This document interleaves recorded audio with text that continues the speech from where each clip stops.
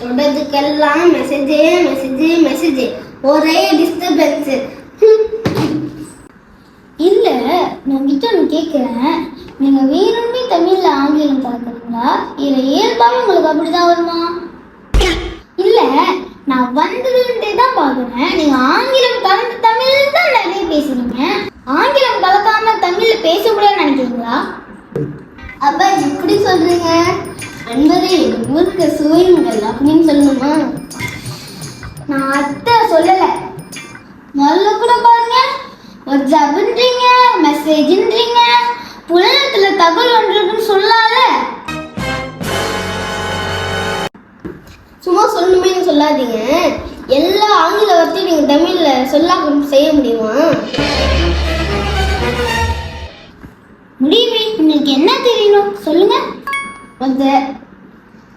இப்போதானே சொன்னேன். புலனம், ஃபேஸ்புக், முகநூல், ட்விட்டர், கீச்சகம், அப்ப யூடியூப், வலையொலி,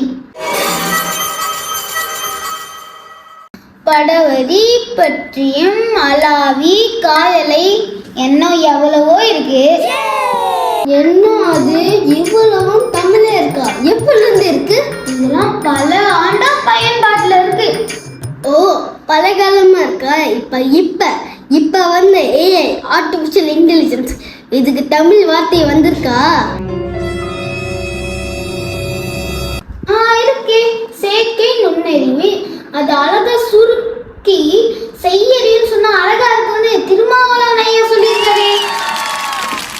இது மட்டும் இல்ல, இன்னும் பல சொற்கள் இருக்கு. அந்த அனைத்து சொற்களையும் சேர்த்து திருமாவளவன் ஐயா ஒரு அகர முதலியே தொகுத்திருக்காரு.